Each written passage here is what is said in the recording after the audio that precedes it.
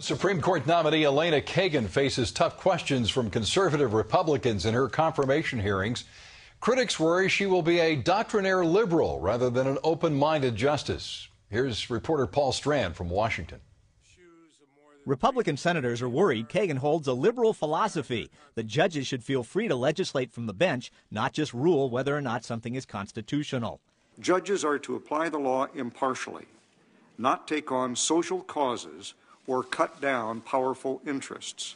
And with the Supreme Court now deciding most major controversies by a razor-thin 5-4 vote, conservatives are worried about the liberal Kagan's past efforts to restrict gun rights and broaden abortion rights. The personal right of every American to own a gun hangs by a single vote on the Supreme Court. Ms. Kagan was also the point person for the Clinton administration's effort to block congressional restrictions on partial birth abortions.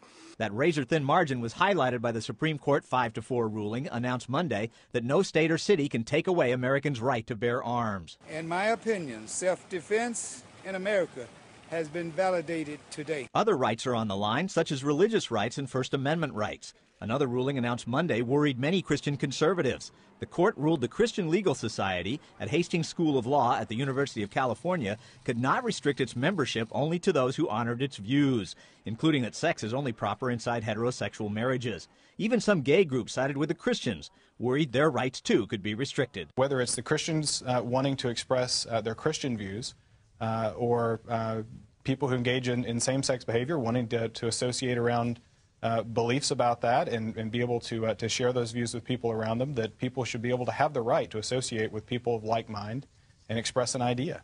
No matter how tough the grilling gets, Kagan is still expected to win easy confirmation to the court. Paul Strand, CBN News, Washington. Turkey has closed its airspace to Israeli airplanes.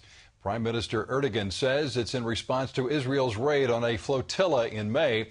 Critics warn there's a growing global campaign to delegitimize Israel as a nation.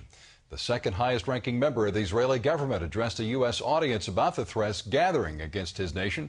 And Eric Stackelbeck has that story. Israel's recent military action against terrorists on board a Turkish-sponsored flotilla sparked international condemnation. But the Jewish state received a much different reception this weekend in Philadelphia. Israeli Deputy Prime Minister Moshe Bogi Ya'alon received 3 lengthy standing ovations during an appearance at the 2010 Epicenter Conference. The event, which was organized by best-selling author Joel Rosenberg, featured Ya'alon and an all-star lineup of evangelical Christian leaders.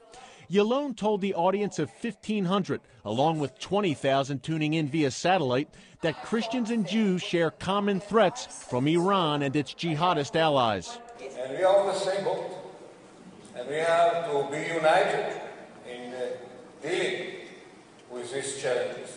Ya'alon said that means closing the gaps that have formed between Israel and the U.S. under the Obama administration. Divided, we are weak, and our enemies will continue to take advantage of this. Only through unity can we defeat the forces of radical Islam. Iran, Syria, Hamas, Hezbollah, and now Turkey. Imminent threats on Israel's doorstep. War seems inevitable. And the message here is clear. Stand firmly with Israel in what may be its darkest hour. I believe we are heading into a very dark moment, the darkest in my lifetime. Rosenberg told CBN News he believes war is coming to the Middle East. He says Turkey's growing alliance with Iran and the forces of radical Islam against Israel raises the possibility that the war of Gog and Magog mentioned in the book of Ezekiel could happen in our lifetimes. Turkey's moving from NATO ally to a member of the axis of evil right before our eyes. He says that while anti-Semitic fervor grows around the world, Christians need to step up and make their voices heard. I believe as the world turns against Israel and basically drive themselves away from Israel, the followers of Jesus Christ need to go the other direction towards Israel, embracing Israel, showing unconditional love and unwavering support for the Jewish people and Jewish state at this moment. Eric Stackelbeck, CBN News, Philadelphia. Conservatives united for a rally in Norfolk, Virginia this weekend. It was called Freedom Fest 2010. The featured guests included Sarah Palin and Oliver North. Here's Ephraim Graham. Freedom Fest 2010 was a chance for conservatives to rally the base of the Republican Party, but there was a bigger celebration underway. First, there was a message of faith from Bishop E.W. Jackson, the founder of STAND, staying true to America's national destiny. Well, I'm excited as a patriot. I love my country. I believe I've gathered together with people who love this country because we believe that God gave us this country as a gift to us and to the world.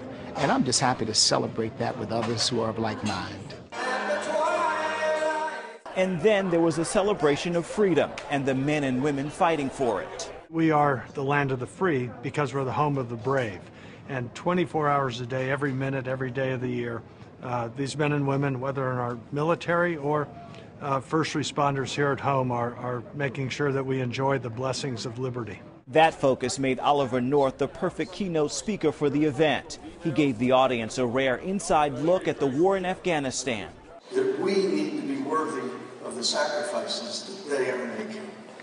Well, they do deserve better than a commander-in-chief who goes around the world garbed as a Nobel laureate, kowtowing to foreign leaders and apologizing for America, because America has nothing to apologize for. Former Alaska Governor Sarah Palin also addressed the excited crowd. With Sarah Palin talking about our military families are very, very important, and we need to make sure that we don't forget them. Ephraim Graham, CBN News. 10 suspected Russian spies have been arrested and charged in the U.S.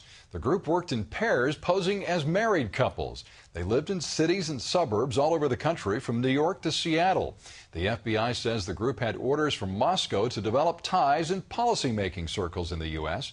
Investigators say the group used Cold War spy tactics like invisible ink and coded radio transmissions.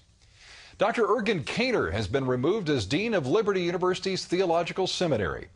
Kaner grew up in a Muslim home but became a Christian when he was a teenager. He is accused of embellishing facts about his Muslim past in speeches he's made around the country. The Liberty Board of Trustees concluded that, quote, Dr. Kaner has made factual statements that are self-contradictory, and the committee found discrepancies related to such matters as dates, names, and places of residence. Dr. Kaner will remain on the Liberty faculty. You can always get the latest from CBN News by going to our website at cbnnews.com.